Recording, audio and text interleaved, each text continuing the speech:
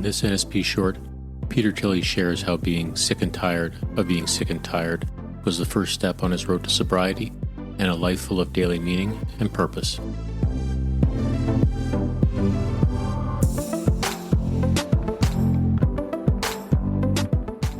I was sick and tired of being sick and tired. We have that saying in the program, are you sick and tired of being sick and tired? And I woke up one day with another really bad hangover. It had gotten so bad, I was pouring myself 2 shots of vodka with orange juice in the morning to start my day. I knew the day that I found the hair of the dog, it was a good thing and a bad thing, because for once the sugar low, the physical piece.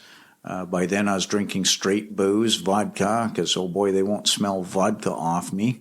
Here I am running the food bank at charity, and I couldn't wait till the whistle blew, so to speak. But I'd start nipping at lunch hour, and then at the end, the last 3.5 months, nipping in the mornings to get me through till lunch hour, and then to get me through till the end of the day. And I'd hit it so hard at the end of the day, drinking alone.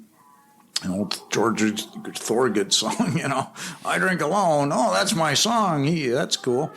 And here I was, my wife, the one who led me into the food bank, a woman of great faith, unfortunately suffered from mental illness and had to be hospitalized back then for what eventually was diagnosed as schizophrenia. So by age 5, and again, that's why I was numbing so hard. That one hit me hard.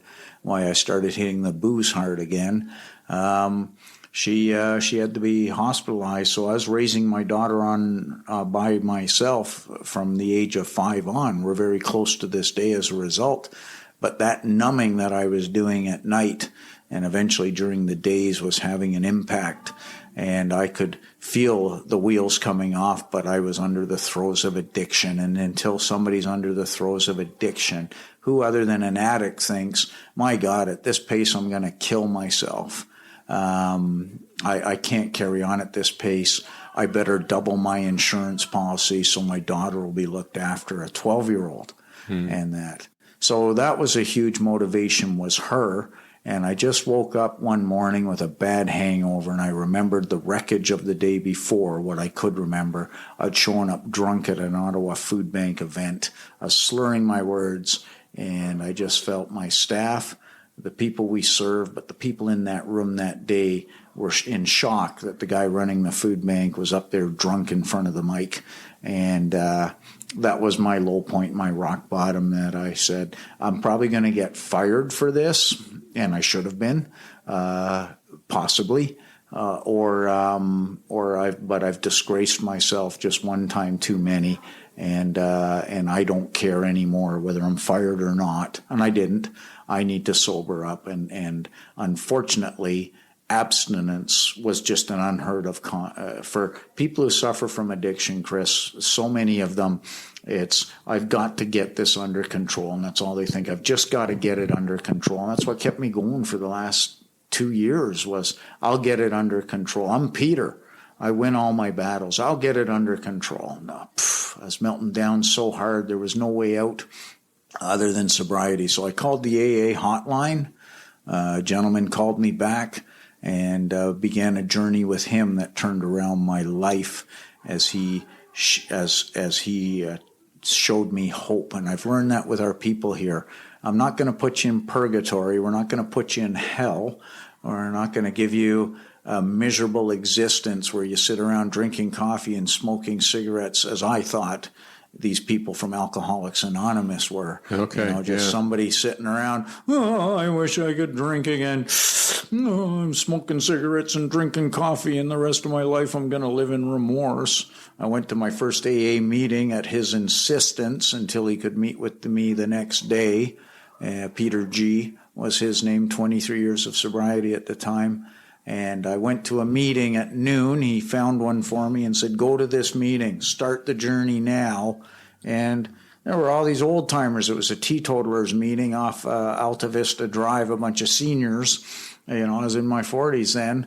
And they were laughing and having a hoot and loving life, and most of them are sharing 30, 40 years of sobriety, people in their 70s and 80s, and they just have this zeal for life. And I thought, what the hell's going on here? You should be in hell. You should be in misery. You can't drink again. And now I've learned, liberated, freedom, take the chains off. So I share that with people, that I lived a life where when I took my beautiful daughter, who's 10 or 11, to a movie theater, I'd be checking my watch, cursing the fact that I had to be at a theater with her because I couldn't have a drink there. There wasn't a bar. And that instead of celebrating a beautiful moment being with my daughter, I don't even really care to golf now that I've sobered up. But back then I was into golf because they had beer carts and I could bring booze in my bag. And I realized I wasn't golfing because I enjoyed golfing. I just thought, hey, a sport outdoors where I can drink and that. And I would choose golf courses by, no, they have beer service there. The cart barely comes around. Let's not golf there. What a lifestyle. What a slavery to a substance, to booze.